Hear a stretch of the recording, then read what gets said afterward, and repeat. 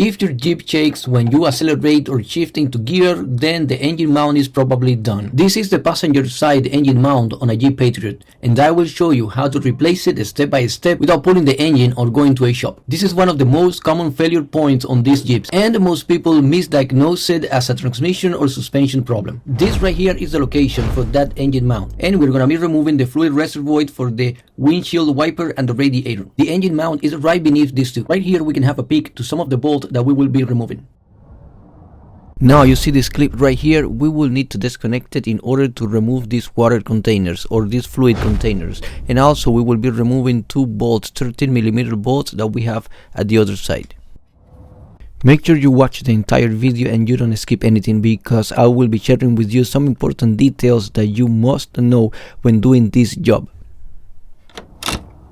Now that we got the radiator container fluid loose, we can go ahead and move it aside. No need to disconnect the hose or anything else. And at this point, as you can see, we have a better view of the engine mount.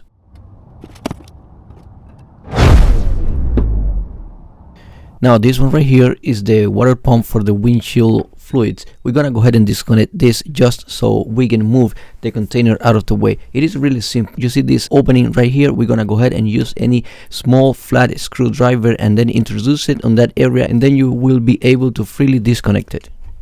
And that's it, that's all we will be removing in order to get access to the engine mount, in this case the passenger side or the right side. Easy peasy, and as you can see from this point we will have access to all the bolts holding this engine mount. So let's go ahead and keep going on.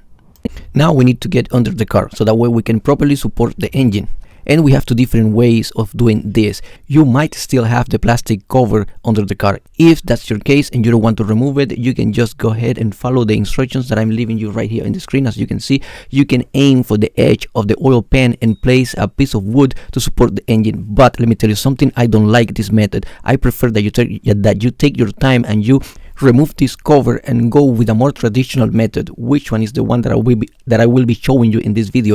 Basically, we use a piece of wood and we support the engine at the bottom on the oil pan with the jack, but only with that wood in the middle, so that way we don't damage anything. Another thing that you can do, as you saw me pointing on this video, is use that area where the AC is connecting. You have like a support right there that you can use it as well. But if I have to choose, if I have to pick, I will pick the one with the piece of wood.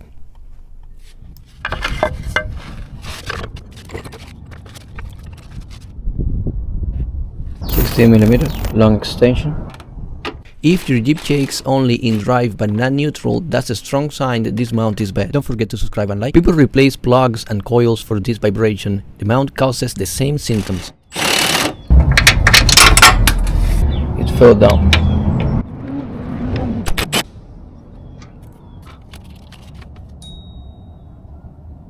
Now when removing the bolt for the engine mount, you will have 3 that goes to the chassis, and you have 3 more that goes to the engine, and one other one that looks like it is a bolt for the engine mount, but actually what it does is hold the power steering line. That one we need to take care of. That we need to remove that one as well. And just like that, we remove the old engine mount. Now let's go ahead and make some comparison with a new one. We have to make sure that we got the right part. But first, let's go ahead and remove the bracket from the engine mount. And I want you to pay attention to this, because what I'm gonna be doing is setting everything in the same position as it was on the old engine mount, so that way we avoid any trouble.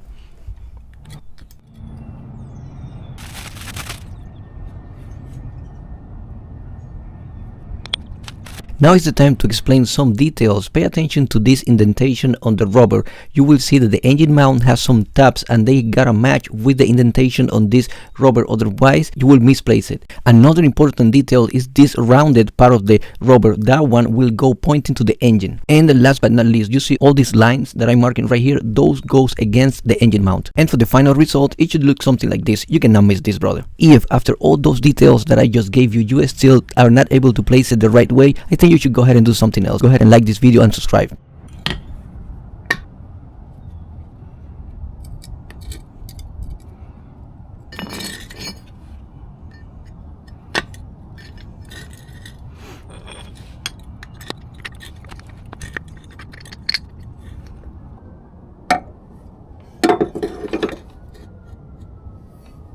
Now when placing the bolt for the engine mount, I'm gonna go ahead and do it by hand first.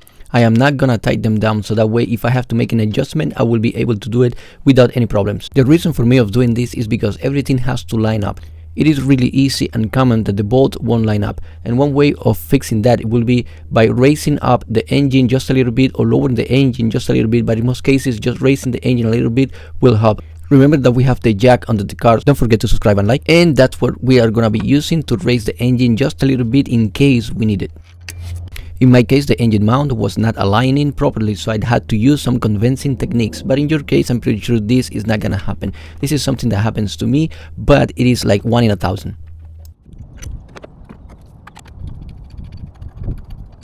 Now that the engine mount and the bolts are in the right way, I'm gonna go ahead and start tightening them down.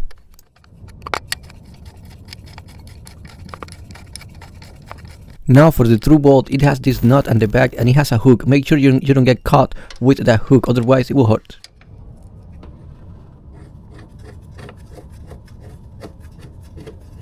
In just a little bit we will be doing the torque for this engine mount bolt, and it is really crucial that you follow manufacturer specifications. But if you don't have that wrench, that ratchet to do the proper torque on this bolt, then go ahead and make sure they are snug fit and you should be good to go.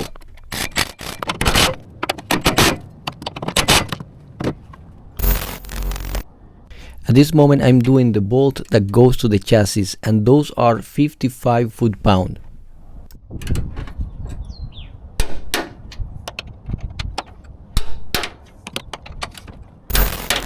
Now for the bolt that goes to the engine, from the engine mount to the engine, those are 50 foot-pound. And last but not least, the through bolt, and this one is 65 foot-pound. Don't forget to reconnect the power steering bolt that goes on the engine mount as well.